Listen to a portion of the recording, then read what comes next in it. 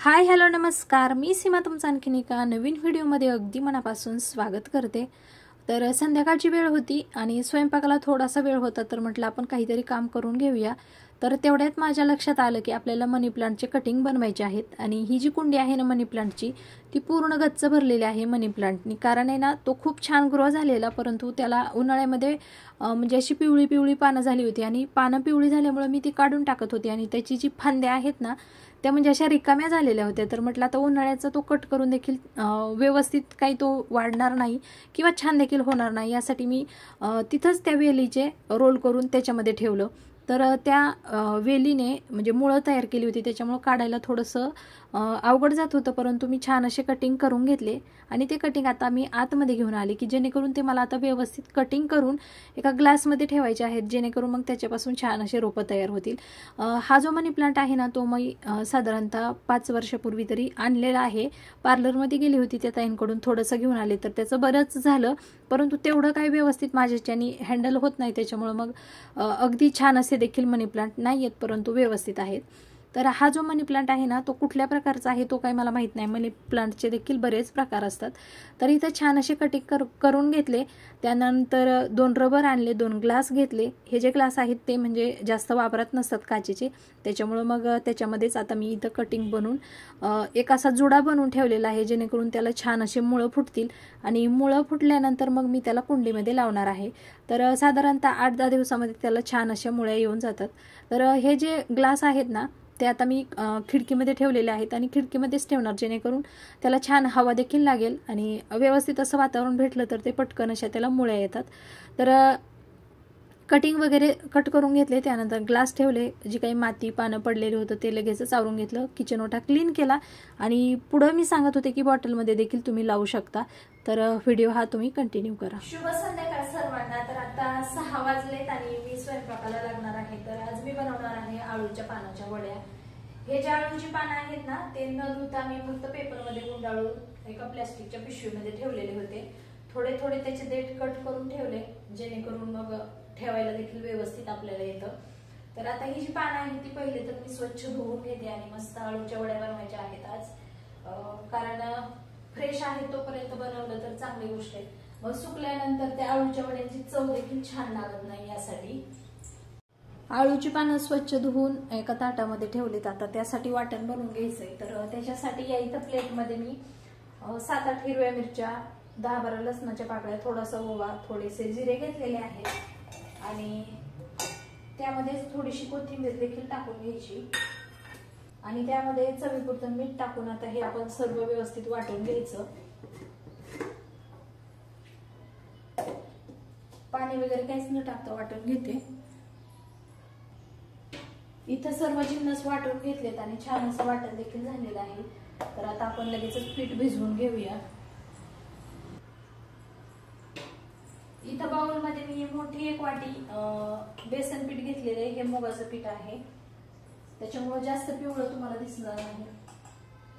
त्याच्यामध्ये थोडीशी हळद टाकून घ्यायची आणि आपण हे जे वाटण तयार करून घेतलेलं आहे ना ते आता यामध्ये टाकून द्यायचं आहे।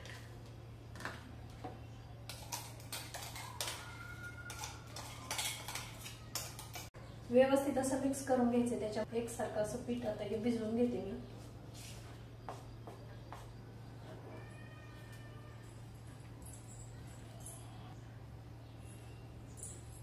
इथं आता पीठ भिजवून झालेलं आहे, या पद्धतीची कन्सिस्टन्सी ठेवायची आहे, जेणेकरून ते पातळ वगैरे झालं तर मग त्या वडी करताना बाहेर येतं, तसं होऊ नये यासाठी असं मध्यम स्वरूपाचं हे पीठ भिजवून घ्यायचंय आणि 10 ते 15 मिनिटांसाठी आपण हे आता रेस्ट करण्यासाठी ठेवणार आहोत। तर यामध्ये कोथिंबीर वाटणामध्ये घातल्यामुळे हे जे वाटण आहे ना ते थोडंसं हिरवं झालंय, परंतु चव मात्र अप्रतिमच लागते, कारण कोथिंबीर ते सर्व जिन्नस एकत्रित वाटले जातात आणि पूर्ण वाटणाचा जो अर्क आहे ना तो याच्यामध्ये उतरतो। वरतून देखील तुम्ही कोथिंबीर कट करून टाकू शकता, परंतु मी तरी स्पेशली अशीच टाकते।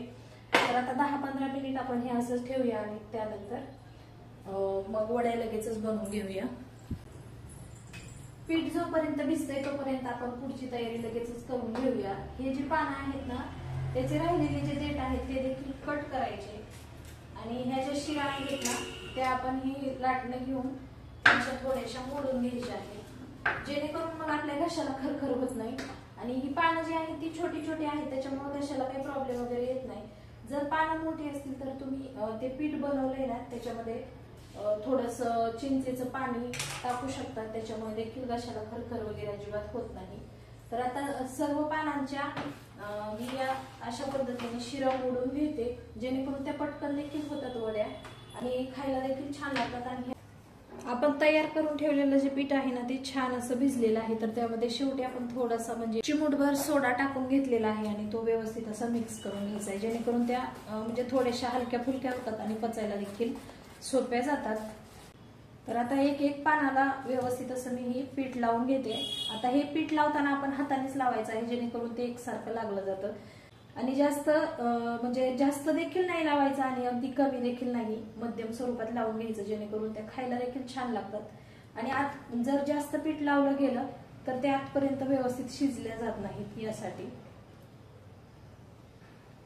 तर ही जी पद्धत आहे ना ती गावाकडची पद्धत आहे, म्हणजे गावाकडे या पद्धतीने आमच्याकडं वड्या बनवल्या जातात। जे उकडून तळल्या वगैरे जातात ना त्या देखील मी ट्राय केल्या, परंतु यांना त्या जास्त नाही आवडत, कारण त्याच्यामध्ये तेल देखील म्हणजे एक्स्ट्राचं खाल्लं जातं आणि खायला ह्याच छान लागतं तसं जर पाहायला गेलं तर, कारण त्या जास्त कुक होतात ना, पहिलं तर ते उकडायच्या नंतर तळायच्या आणि म्हणजे करायलाही काही टेन्शन नाही, परंतु त्या आवडीने तेवढ्या खाल्ल्या गेल्या पाहिजे यासाठी म्हणजे आपल्याला आवडतात त्याच करायच्या। सिंपल पद्धत असेल तरी जर चव छान असेल तर या पद्धतीने करायला काहीच हरकत नाही, म्हणजे मी याच पद्धतीने बनवते। तर आता छान अशा सर्व याच पद्धतीने वड्या बनवून घ्यायच्या आहेत। इथं पॅन मध्ये अर्धा चमचा मी तेल टाकलंय आणि ते थोडंसं गरम झाल्यानंतर त्याच्यामध्ये आपण आता वड्या ठेवून घ्यायच्या आहेत।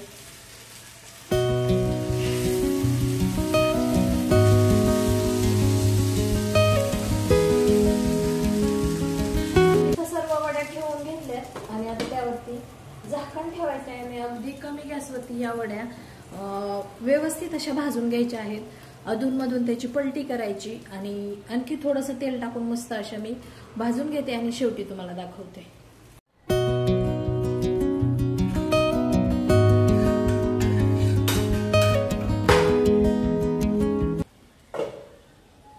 वड्या अगदी मस्त खरपूस भाजलेल्या आहेत आणि सोबतच भाकरी देखील चालू आहे तिकडच्या गॅसवरती। तर आजचं आमचं रात्रीचं जेवण असं आहे आणि गरम गरम वड्या आणि गरम गरम भाकरी लगेचच खाऊन घ्यायचं, नाहीतर थंड झाल्यानंतर मग ते थोडंसं हे होतंय, त्यापेक्षा गरम गरमच लगेचच मी या दोघांना जेवायला देते। 7:30च्या आसपास आमची जेवणं झाली, म्हणजे पिल्लू क्लास असताना जेवला, त्यानंतर हे देखील जेवले, यांच्यानंतर मी पण जेवले आणि जरा वेळासाठी बसले होते, थोडासा एक व्हिडिओ एडिट केला आणि त्यानंतर मग भांडी घासायला आले। तर इथं भांडी वगैरे घासून झाली आणि मी आठवड्यातून एक वेळेस कोणकोणती कामं करते रात्रीच्या क्लिनिंगमध्ये ते मी तुम्हाला दाखवणार आहे। तर इथं या दोघांच्या पाणी बॉटल आहेत, ह्या आहेत स्टीलच्या बॉटल। तर ह्या क्लीन करण्यासाठी अगदी सोप्या आहेत आणि दिसायला तर अगदी छान आहेत, परंतु मग त्या क्लीन व्यवस्थित केल्या तर ठीक, नाही तर मग त्या आतमधून वास मारू शकतात। यासाठी मी तुम्हाला या इथं छान अशी एक ट्रिक सांगणार आहे। तर दोघांच्या बॉटल ज्या आहेत ना त्या आठवड्यातून किंवा 10-12 दिवसातून एकदा तरी या पद्धतीने मी क्लीन करत असते। रेग्युलर आपण जो सोप लिक्विड वापरतो ना तो आणि जी स्पंजवाली घासणी आहे ना ती सॉफ्ट साईडने आपण तिने या बॉटल घासायच्या, जेणेकरून त्या बॉटलवरती लाईन्स वगैरे पडत नाहीत आणि शेवटी घासायच्या जेणेकरून वरती वर राहतात। ही जी तयारी आहे ना ती उद्याची तयारी आहे, म्हणजे रात्रीच्या वेळेस बॉटल शेवटी वगैरे घासून ठेवले तर सकाळी आपल्याला शोधाशोध करावी लागत नाही आणि ही जी बॉटल आहेत त्या रोजच्या रोज क्लीन केल्या जातात। तर त्यासाठी आता मी बॉटल तर स्वच्छ करून घेतल्यात, त्यासाठी एक साधारणतः एक पाणी बॉटल मी आता इथं गरम करण्यासाठी ठेवणार आहे। हे जे पाणी वापरायचं आहे ते देखील आपण पिण्याचंच पाणी वापरायचं आहे। पाणी बॉटल भरलेली होती तर ती आता पातेल्यामध्ये मी ओतून घेतली आणि ती लगेचच बॉटल घासून घेत आहे।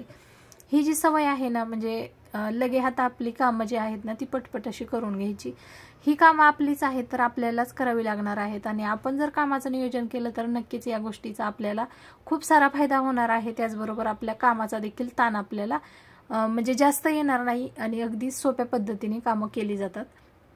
तर इथं बॉटल छान अशा क्लीन करून ठेवलेल्या आहेत. पाणी देखील गरम झालेलं आहे. तर दोन्ही बॉटलमध्ये साधारणतः 1 चमचा मी व्हिनेगर टाकलेला आहे आणि त्यामध्ये हे जे उकळतं पाणी आहे ना ते आपण टाकून घ्यायचं आहे. अगदी जास्त देखील नाही आणि कमी देखील नाही. आणि त्यावरती आता ज्या बॉटलचे आपले झाकणं आहेत ना ते झाकण त्याच्यावरती ठेवायचे आहेत आणि 10-15 मिनिटांसाठी अशाच बॉटल सोडायच्या आहेत. त्यानंतर आपण काय करायचं आहे, त्या बॉटल आहेत ना थोड्या शेक करून घ्यायच्या आहेत आणि आतमधून अगदी छान अशा त्या क्लीन निघतात आणि वास वगैरे अजिबात येत नाही. जर आपण रेग्युलर पद्धतीने असंच आपण क्लीन करत असाल ना तर अगदी छान अशा राहतात आणि आतमधून पाण्याचे वगैरे अजिबात डाग वगैरे पडत नाहीत. त्यानंतर दुसरी गोष्ट मी काय करणार आहे तर गॅसवरती पुन्हा पाणी मी आता गरम करण्यासाठी ठेवलेलं आहे. हे जे पाणी ठेवलेलं आहे ते नळाचं आहे. तर पाणी गरम होतंय तोपर्यंत मी या ज्या बॉटल आहेत ना त्या देखील लगेचच क्लीन करून घेणार आहे.